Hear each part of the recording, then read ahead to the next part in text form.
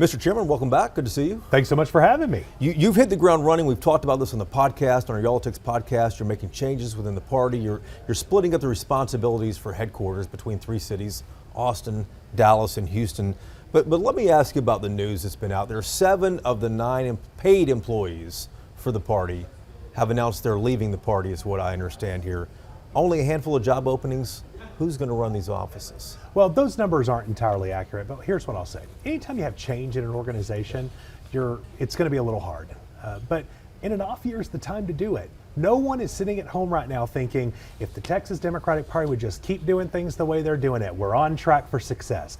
Every Democrat sitting at home right now wants to see our party shaking it up and doing things differently, seeing that we have a plan of action that's different than how it's been in the past. We're not going to adopt this consultancy strategy where we sit inside of rooms in Austin and try to buy our way out of the problem anymore. We're doing a 254 county strategy where we're going to show up in communities and ask people for their support. And that means organizing county chairs, precinct chairs, kind of reminiscent of the Beto world back in 2018 when we got so close. I think the establishment learned all the wrong lessons from that campaign. What they should have learned was that Beto O'Rourke showing up and working his butt off got us really close, and we needed to keep building on that, and that's what we're going to do. Well, since you got elected, you wiped away the party's debt. You've opened these 3 offices I just mentioned. What's the next priority for you? Because it's game time right now. We're 5 months away from the primary. Well, in addition to those offices in Dallas, Houston, and Austin, we're also having an office in Amarillo and an office in Eagle Pass because we are leaving no stone unturned.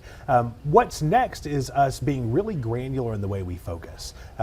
How are we, right now, if you look at the number of precinct chairs in the state of Texas, 9,000 precincts, only 4,500 of them have Democratic precinct chairs. The Republican Party isn't doing so great at it either.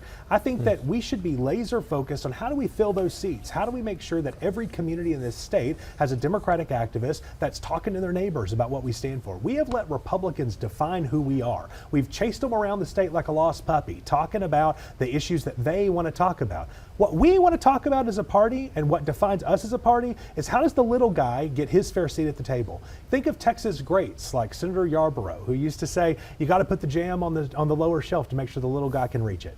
That's who we are as a party. It's who we've always been in modern history. We need to reclaim it. We are the party that will take on whatever billionaire, whatever banker, whatever bootlicking bastard we have to make sure the little guy gets his seat at the table. That's who we are. Let me ask you about the paid employees. You said those numbers aren't exactly accurate. How many paid employees do you have with the party now, and who's going to run these offices in Houston, Dallas, and the remaining one in Austin? We're scaling up, and you're going to have to make sure we have staff that are in those cities that are getting it done. I don't have exact numbers for you. I didn't prep that to have it today. But what I'll tell you is we're certainly staffing up. I think we have some jobs posted actually right now. And where, please, if you're a qualified person, go and apply for those. We'd love to have you working for the state party.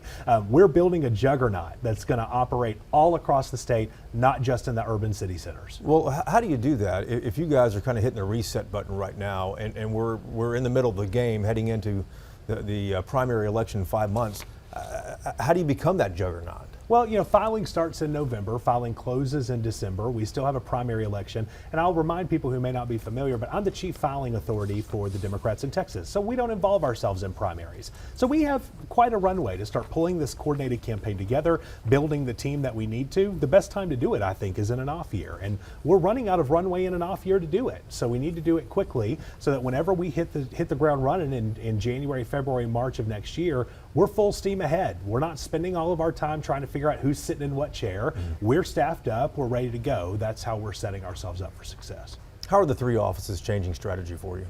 Well, here's how I think it changes strategy for us.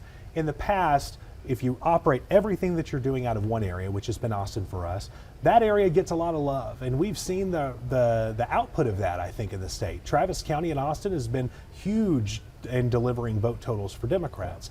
But we aren't having those staff on the ground reaching out to people in places like the 8.3 million people that live in the DFW Metroplex, the more than 5 million people in Harris County. I think having staff on the ground, deciding where we're knocking, where's our targeting, and actually doing it, less sitting around talking about it, more being in the field and getting it done, that's how I think it starts to change the strategy. There is no amount of money that we can raise to buy ourselves out of this problem. You can't put a sack of flour in the oven and expect it to make biscuits. There's steps in between you've got to do. Kamala Harris raised $2 billion. We're not calling her President Harris. So at some point, you raise enough money. If you don't have that infrastructure in place, if you haven't been building in your off years to get ready to go, organizing year round, you're not going to find success. So we need that financial piece, but we've been hugely void in the organizing. We're getting out organized.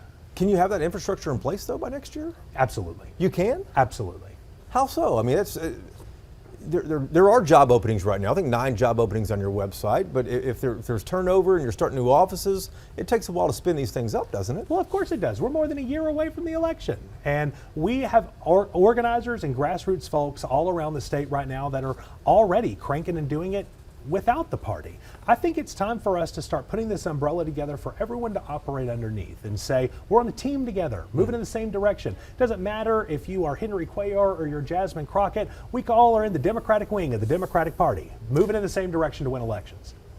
I want to ask you about some news we saw the other day. The Texas Majority PAC, backed by George Soros, is doing things it looks like the party once did, collecting data, boots on the ground, knocking on doors, things like that. Is the party now outsourcing its work?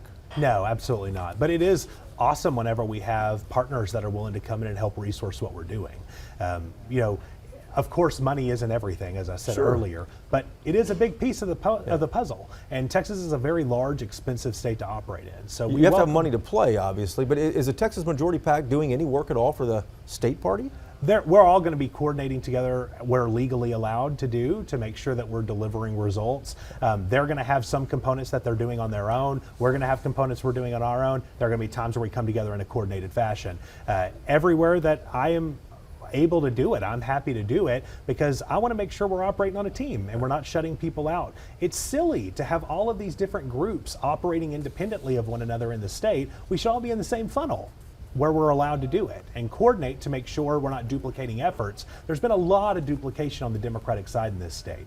And our efforts right now are to try to eliminate that and try to get everybody moving in the same direction, singing from the same hymnal. And what kind of role do you think the Texas Majority PAC would play with the party next year? I would imagine that they would be a part of our coordinated campaign. I would imagine knocking on doors, boots on the ground, that type I would of stuff? imagine you would see a lot of that, and we'll be fleshing through the coordinated campaign details later. Whenever we get who our nominee is going to be at the top of the ticket, they'll have a lot to say about what people's levels of involvement are. But as far as I'm concerned, if you're fighting to turn Democrats out to win elections in this state, you're a part of the coordinated campaign now. There is no old baggage. We're not letting personalities get in the way. We're literally fighting to save this republic right now. And those personalities and that infighting that's happened in the past, it's done. And we're all laser focused on one thing, winning elections. That's what our job is. That's what we should be focused on doing, up and down the ballot, from constables all the way up to the United States Senate. One of the first things you've done is quietly wipe away the debt within the party. What does that mean for the party, for people who don't understand that? What it means is that we have the opportunity to build and grow now in a responsible way, that we make sure we don't get back in that position. I'm not a show horse, I'm a workhorse. That's always been my reputation. That's how I ended up winning this race, kind of as a surprise to be the new chair of the Texas Democratic Party. I just kind of keep my head down and do the work. I'm a farm kid from East Texas. That's how I was raised. I'm here to do everything that I can to make sure that the nitty-gritty work's getting done. Sometimes that means I'm going to be in the room cleaning toilets and taking the trash out. I'm not afraid to do it. Raising money is a huge part of what the chair does, and I've been shaking every bush I can. And I sure hope people would go to TexasDemocrats.org and become monthly contributors. In the past, I think our grassroots lost faith in our party and what it's delivering, and so we've lost our grassroots donor base. If I can get 2% of people who voted for Joe Biden to give $10 a month, we're bringing in $1.2 million a month, and it changes the world. I hope to earn that from people. I understand they may not be there yet, but I hope that they see things like us clearing the debt and building offices around the state and know that we're doing things differently and working our butts off to get results. Let me ask you about the 2026 ballot. Right now, there's no real big competitor against Governor Greg Abbott at the top of the ticket there.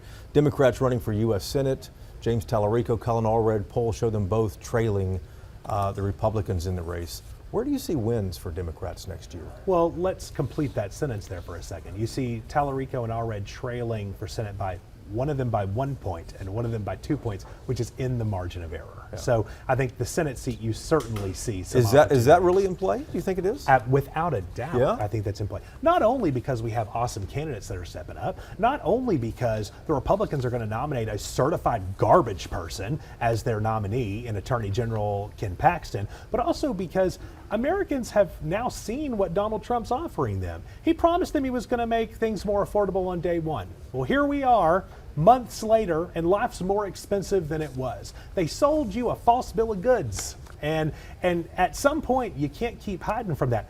I'll add on top of that. For 30 years, Republicans have been running this state. A Democrat hasn't been elected statewide in Texas since I was 4 years old, okay? So how are you going to keep blaming Democrats for how high your taxes are? How are you going to keep blaming Democrats for how unsafe people feel? Do you feel safer than you did 30 years ago? No. Do you think your schools are better? Are your roads, bridges better? Are your taxes lower? Of course they aren't. Republicans have run Texas into the ground, but Democrats built Texas, and we can save it. Well, what other wins do you see on the ballot, though, besides, if that one's in play for U.S. Senate, where are the other wins on the ballot? Greg Abbott answered a phone call from Donald Trump and passed an unpopular voucher scheme to shut down community public schools. They're doing all these things to make sure you forget about it and don't talk about it. We're going to talk about it until we're blue in the face because people love their community schools and they don't like when Republicans try to shut the doors of it and call their community teachers educrats when instead that's the person that we know in our community that's helping us raise our kids and build our future. I think governor's certainly a viable option for us. Is it tough? Absolutely. But if I were in Vegas, I'd put my money on the scrappy Texan with their back against the wall every single day. And then you start to go down the ballot and you look at things like, I think there's a lot of state house seats that are viable. I think that there are congressional seats, particularly one in South Texas that I think is extremely viable for us to pick up. I think there's some county commissioner seats and some county judge seats that we have our eyes on. We're not stopping at the top of the ticket like they have in the past. All up and down the ballot. We're going to run in nonpartisan races, and we are going to run strong Democratic advocates for our communities there, the way Republicans have done it for years. Oh, Democrats are the only ones that didn't get the memo that those races aren't partisan. Will you guys field everything on the ballot? Do you expect to? I sure hope that we do. I mean, realistically, having someone in every one of those House seats, I don't think that's really ever happened for Democrats or Republicans. We're going to do everything we can. I believe we will have a candidate for every congressional. We will have a candidate for every statewide, and we're going to make sure that we have as many as we possibly can for state Senate and for state House. The Republican Party of Texas is trying to close its primaries to Republicans only. If they win in court, what does that mean to Democrats? Are your primaries automatically closed as well? Not to my understanding. What they're saying is that as a party, they have a right to run it the way they want to do it. If they want to make it harder for people to vote in their primaries, if they want to have a country club primary, that's their business. We're going to have open primaries. People of Texas should be able to vote in our elections. We're happy to have them. They can do whatever they want to do. They're clearly not interested in having well-run elections. We've seen what they're trying to do in Dallas County right now, forcing hand count ballots, making it more confusing for people to figure out where to go vote. Frankly, they're a shit show, and they're going to run the elections that way. We're going to have open primaries in our party, and frankly, if they have the ability to make decisions of how they run their primary, we should have the opportunities to do that with ours. May mean that we have some unique opportunities ahead Such for as Democrats. What? Well, I would love to see things like same-day voter registration in Texas. Maybe if you show up to vote in a Democratic primary, you should have the opportunity to register to vote and vote the same day. I don't know if that's something that we can get done. We'll have to talk to attorneys and see if it's possible. But if they have the ability to make decisions about how they run their primaries, why can't we make decisions on how to run ours? The legislature's killed that, though, haven't they? Well, we'll see. Multiple times? We'll see. You're saying you guys might take it to court then? What I'm saying is that they are arguing that they have the right to run their primary as a party the way they want to. Why shouldn't we have the right to run ours too? Gotcha. I would love to not have the Secretary of State and a bunch of Republicans breathing down our necks, setting us up for a different set of rules than Republicans have. Democrats need to stand up and fight back and stop just rolling over and letting Republicans kick us in the teeth. What should we be watching for from the Texas Democratic Party next 90 days? I think that you should start looking for organizing happening around the state. You should start looking at precinct chairs, county chairs getting filled around the state. You should start looking at high quality candidates that are getting trained and ready to run all across this state.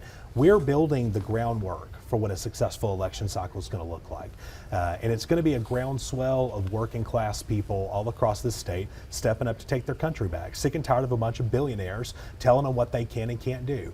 And that's what our party is about, empowering working people to chart their own courses and set up their own success and live the American dream. Mr. Chairman, thank you. Thanks for having me.